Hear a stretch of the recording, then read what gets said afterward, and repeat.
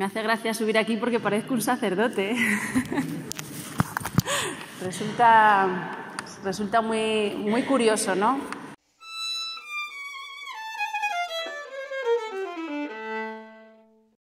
Bueno, salam aleikum, salom, que la paz sea con vosotros. Este saludo casi universal que San Francisco recibió en una visión, que tenía que saludar así, algo que venía en los evangelios, algo que hacían y que hacen los judíos, algo que hacemos los musulmanes, salam aleikum, ¿no?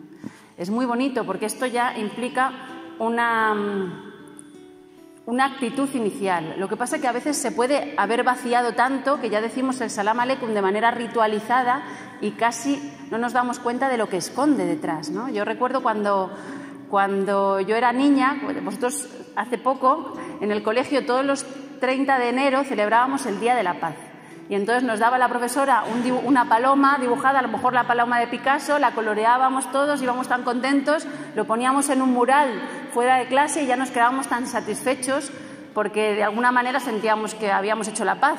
Daba igual que luego nos peleáramos, al volver nos peleáramos con el compañero de clase, o daba igual que nuestro país estuviera en el sistema educativo defendiendo la paz pero haciendo la guerra en otros países, o daba igual que ese contenido resultara demasiado abstracto, como era el caso para mí, demasiado abstracto para una niña, porque yo me preguntaba, ¿qué es eso de la paz? Vale, una palomita muy bonita, de hecho la palomita siempre me parecía símbolo más bien de libertad, ¿no?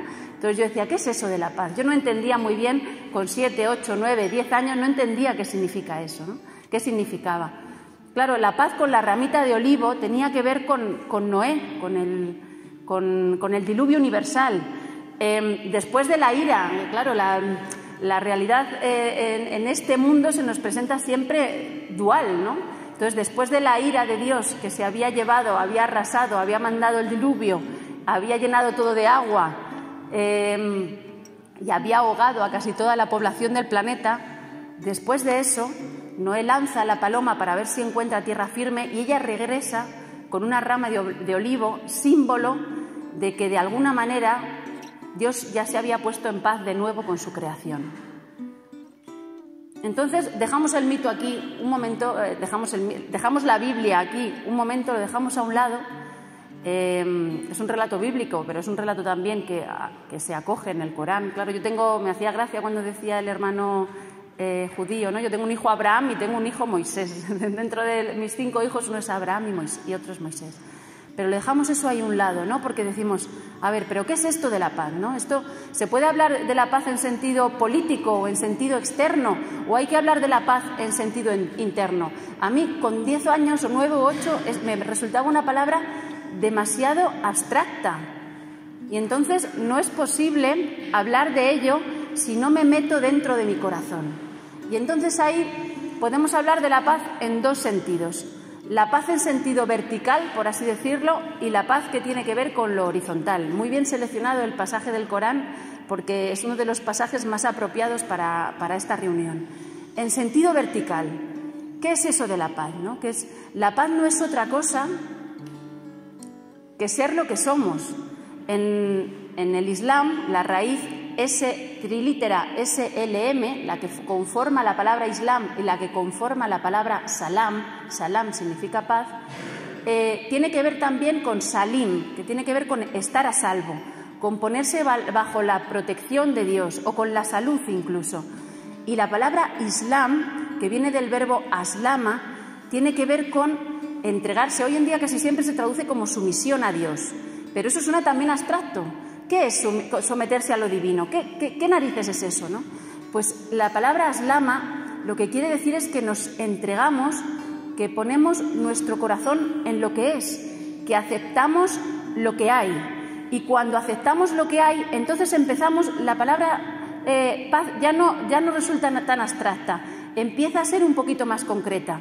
Casi siempre, cuando nos vamos a morir o cuando estamos a punto de morirnos, rezamos porque la persona muera en paz o deseamos que muera en paz. Y cuando alguien muere, hace poco hemos sufrido la muerte de una niña de 7 años, cuando una persona muere, lo que deseamos profundamente es que su familia halle la paz. ¿Y qué significa para una familia hallar la paz? O para una persona antes de morirse, si se muere enferma, ¿es que está en guerra esa persona? ¿Es que necesita que todos los países se pongan de acuerdo, que todas las religiones estén de acuerdo? ¿Lo necesita? No, esa persona lo que necesita es que su corazón acepte completamente lo que Dios viene a darle. Y entonces esa paz, en sentido vertical, no sería otra cosa que ser lo que somos, que aceptar lo que hay, que decir sí, simplemente.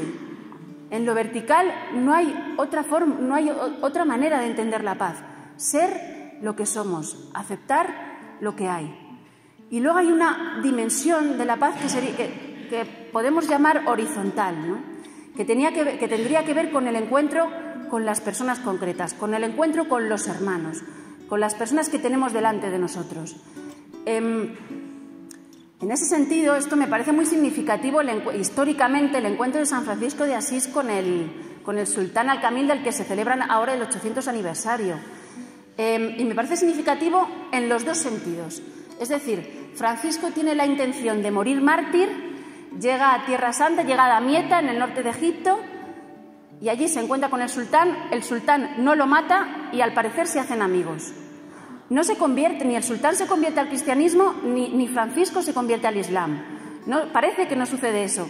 No está claro del todo, porque hay como muchos meses en los que, según lo que yo he leído, no hay claridad del todo en lo historiográfico, pero parece que ninguno se convierte a la religión del otro. Sin embargo, incluso se hacen amigos. ¿Qué es lo que está sucediendo ahí? Ahí tenemos la clave de lo que nos interesa de la paz en sentido horizontal y de los versos que habéis leído del Corán, ¿no? El otro es querido por Dios. Está claro que el otro, con su religión distinta, con su forma distinta, cabe en la imaginación de Dios. ¿Y para qué lo pone a Dios al otro, no? Pues lo pone para dos cosas fundamentales. Una, para que seamos capaces de ensanchar nuestro corazón. Porque claro, viviendo en nuestra propia individualidad, es muy fácil estar en paz con lo que nosotros creemos. Si siempre lo de afuera nos da la razón sobre nuestra creencia, pues todo es muy fácil.